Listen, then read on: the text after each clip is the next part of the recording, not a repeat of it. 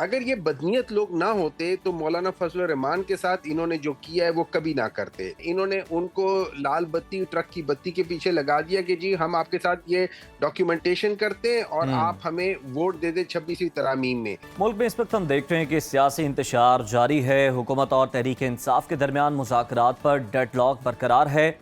PTI ने हुकूमत को मुज़ाकरात के लिए 14 दिसंबर की डेडलाइन दी थी, जो कि गुजर गई है, मगर अभी तक मुज़ाकरात शुरू नहीं हो सके। गुज़श्ता रोज़ भी वज़ीर आला खैबर पख्तूनख्वा अली अमीन गंडापुर ने धमकी लगाई कि सिविल नाफरमानी की तहरीक से मुतालिक बानी पीटीआई के फैसले पर हर सूरत अमल करवाया जाएगा। ताहम पश्तूनख्वा मिली अवामी पार्टी के सरबराह महमूद खान अचकजई ने पीटीआई को सिविल नाफरमानी की तहरीक मौखर करने की अपील की है। हुकूमत को एक तरफ पीटीआई के एहतजाज का सामना है तो दूसरी जानिब इत्तेहादियों ने टफ टाइम देना शुरू कर दिया है। पीपल्स पार्टी ने हुकूमत के खिलाफ नया महाज खोल दिया है।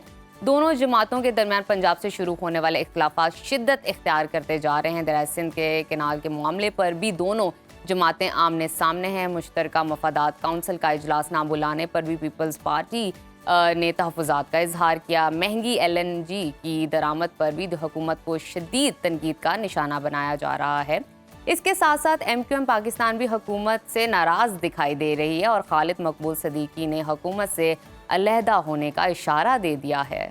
हुकूमत और पीपल्स पार्टी के दरमियान जारी महासराई में वज़ीर आला KPK मुशीर इत्तलात बैरिस्टर सैफ ने यह दावा कि वज़ीर आज़म शहबाज शरीफ को हटाने और बिलावल भुट्टो को वज़ीर आज़म बनाने के लिए ऐवान सदर में खुफिया मुलाकातें चल रही हैं, मगर अवामी राय के बरक्स जो भी वज़ीर आज़म आएगा वो अपने मंतकी अंजाम तक पहुँचेगा।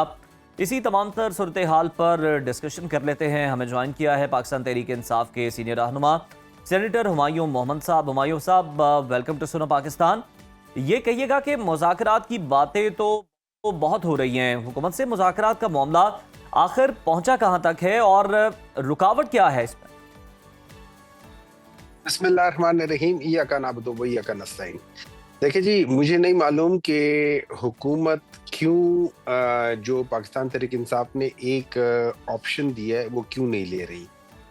दो तीन वजूहात हैं। वो शायद देख रहे होंगे कि शायद प्रेशर डालना होगा, या चाहे ये जो कोर्ट्स के थ्रू या मिलिट्री ट्रायल्स के थ्रू या जो कुछ ये कर रहे हैं उस लिहाज से। हालांकि उनको ये समझ नहीं आती कि इन सब के मिला के जितने स्ट्रॉन्ग नर्व्स है ना, इमरान खान उससे ज़्यादा स्ट्रॉन्ग नर्व्स, वो मतलब उसकी सारी ज़िंदगी इसी किस्म की चीज़ों के अंदर से, स्ट्रेस वाली डिसीजंस के अंदर से गुजरी है, जहाँ से वो हमेशा सुरखरू है। और उसकी वजह यह है कि he knows how to tackle, he knows how to take a stand. ये इस वजह से इनको दो तीन चीज़ें इनको दिमाग में रखनी चाहिए। एक, ऑल्दो तो इनकी अपनी इज्जत तो है नहीं, लेकिन still just for the sake of that thing, अगर इन लोगों ने ट्रम्प के आने के बाद ये सारे काम किए तो सब इनको कहेंगे कि यार तुम अमेरिका से डर गए हो। चाहे वो वजह वही हो कि अमेरिका का प्रेशर आ जाए या जो भी हो, जिस लिहाज से हो, क्योंकि वहाँ पे ट्रम्प ने कुछ बातें की थी और होपफुली जिस तरीके से पिछले एक साल में ह्यूमन राइट्स की वायलेशन हुई, जिस तरीके से जो मैंडेट चोरी किया गया, ये सारी वो चीज़ें हैं जिसकी बेसिस पे उन 60 या 64 जो सेनेटर थे उन्होंने भी एक लिखा था कि पाकिस्तान में ना तो डेमोक्रेसी को कोई सपोर्ट कर रहा है प्रॉपर तरीके से और ना ह्यूमन राइट्स की वहाँ पे प्रॉपर तरीके से काम हो रहे हैं। तो ये सारी चीज़ें अपनी जगह पे इनके ऊपर प्रेशर डालेंगे। हम लोगों ने प्रॉब्ली इस वजह से अभी ज़रा स्लो इसलिए हुए होंगे कि जैसे अचकजई साहब ने रिक्वेस्ट की होगी, सो पाकिस्तान तहरीक इंसाफ थोड़ा सा टाइम देगी हुकूमत को, या शायद दे रही होगी, I am not sure of that, लेकिन मोस्ट प्रॉब्ली उसकी बेसिस पे हो रहे होंगे। ये याद रखिए कि इमरान खान ने एक बात कही थी, उन्होंने कहा था कि ये लोग बेसिकली बदनीयत लोग हैं, PMLN वाले जो हुकूमत वाले हैं।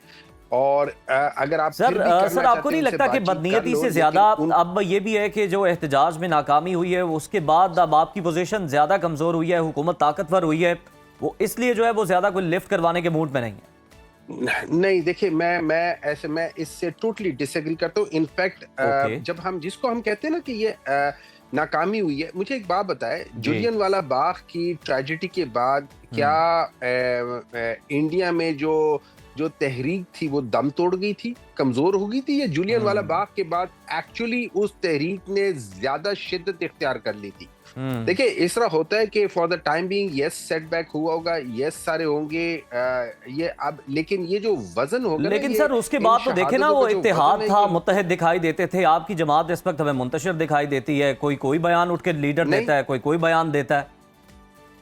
वो इम्पोर्टेंट नहीं है। हमारे जो सेकंड टियर लीडरशिप है, as much as they are important, उनसे ज्यादा इम्पोर्टेंट दो चीजें हैं। नंबर वन पाकिस्तान की जो अवाम है, नंबर टू इमरान खान है।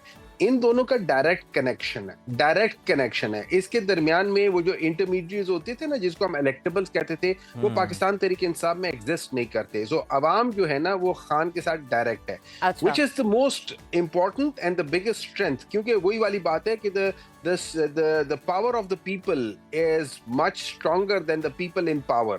So मैं ये समझता हूँ कि अगर इस हुकूमत में थोड़ी सी अकल हो, जो कि नहीं है, क्योंकि और बदनीयती क्या है, देखें अगर ये बदनीयत लोग ना होते तो मौलाना फजलुर रहमान के साथ इन्होंने जो किया है वो कभी ना करते। इनको पूरी तरीके से पता था कि क्या क्या प्रॉब्लम्स है, क्या नहीं है। इन्होंने उनको लाल बत्ती, ट्रक की बत्ती के पीछे लगा दिया कि जी हम आपके साथ ये डॉक्यूमेंटेशन करते हैं और आप हमें वोट दे दे 26वीं तरमीम में।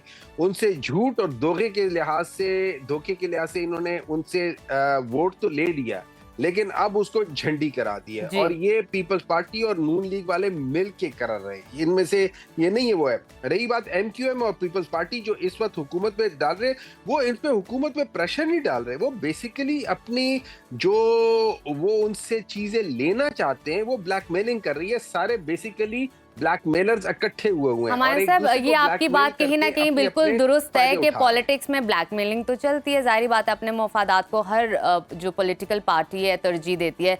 फर्दर स्टेप्स की बात कर लेते हैं। मुझे बताइएगा सिविल नाफरमानी की जो तहरीक है कब से शुरू कर रहे हैं, और क्या आपको लगता है कि सिविल नाफरमानी से आप जो लोग हैं, ये पार्टी जो है अपने मकासद पूरे कर पाएगी? देखिए इस वक्त पाकिस्तान में जो असल इनके ऊपर जो एक बहुत बड़ा प्रेशर है वो फाइनेंशियल प्रॉब्लम है। ये बहुत चीज़ें कह रहे हैं कि जी हमारा जो अफरात ज़र है या जो इन्फ्लेशन है वो कम हो गई है। इसमें कोई शक नहीं है कि इन्फ्लेशन कम हो गई है। Inflation is the rate of increase of the prices. आपका रेट कम हो गया लेकिन इंक्रीज चल रहा है। अच्छा, दुनिया में जो एक्सेप्टेबल होती है वो 2% होती है, आप उससे अभी भी ज्यादा है, लेकिन ये बढ़ रहा है। और आपके जो भी प्राइसेस है वो आहिस्ता आहिस्ता बढ़ रही है, उस स्पीड से नहीं बढ़ रही, बढ़ जरूर रही है। तो आवाम के ऊपर बोझ बढ़ता जा रहा है, सिर्फ ये कि उसकी स्पीड जो है ना वो जरा स्लो हुई है, लेकिन बोझ बढ़ रहा है, ये याद रखना। नंबर 2, ये जिस चीज को बहुत ज्यादा एडवर्टाइज कर रहे हैं वो है stock exchange. Stock exchange is not a true indicator, लेकिन at the same time stock exchange से बेसिकली क्या हो रहा है, जो फॉरेन कंपनीज है वो अपना पैसा निकाल रही हैं। अच्छा, जो मेन जो प्रॉफिट शेयरिंग है, अगर आप उसका जो हुजम देखते हैं, अगर ये 1,10,000 को भी क्रॉस कर गया, लेकिन उसका जो हुजम है वो 2022 में जो 50,000 था उससे कम है। तो उसका जो पैसा, जो चीज सर्कुलेट हो रही है, उसकी प्राइस 2022 से भी कम है। उसके अलावा जो आप ये देख रहे हैं इस वक्त सारी इंडस्ट्रीज, खासतौर पे जो पाकिस्तान की एक बहुत बड़ा जो सेक्टर है वो होता है कंस्ट्रक्शन का, वो बिल्कुल इस पर रुका हुआ है, वो ऑलमोस्ट स्टैंड स्टिल पर है। लोग कर ही नहीं रहे उसके ऊपर।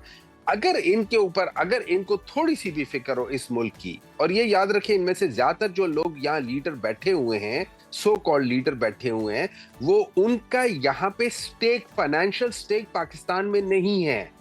उन सब लोगों का फाइनेंशियल स्टेक पाकिस्तान से बाहर है। वो लोग आपको और मुझ जैसे लोगों को कहते हैं, सारे जो ओवरसीज है उनको कहते हैं पाकिस्तान में इन्वेस्ट करें, लेकिन इन्होंने अपनी एक घर भी बेच के जो पाकिस्तान में लाके इन्वेस्ट किया हो। हालांकि इनका एक प्रॉपर्टी जो है ना वो करोड़ों। हुमायूं साहब, ये आपकी बात बिल्कुल बचा है कि अगर हम गैर मुल्की सरमायाकारों को पाकिस्तान में सरमायाकारी की दावत दें तो उससे पहले हमारे लिए बड़ा ज़रूरी है कि हम अपना सरमाया जो है ना वो इस वतन अजीज़ में लगाएं, इसकी बेहतरी के लिए। बहुत शुक्रिया सर आपके कीमती वक्त का। हुमायूं मोहम्मद साहब हमारे साथ मौजूद थे, और जो इस वक्त सूरत हाल चल रही है, मुज़ाकरात टॉक है, वो हम सब देख रहे हैं। जो डेडलाइन थी वो गुजर गई। अब देखना ये है कि आने वाले दिनों में क्या ये जो मुज़ाकरात की जो बैल है ये मंडे चढ़ेगी या नहीं, या फिर ये मामला यूं ही चलते रहेंगे।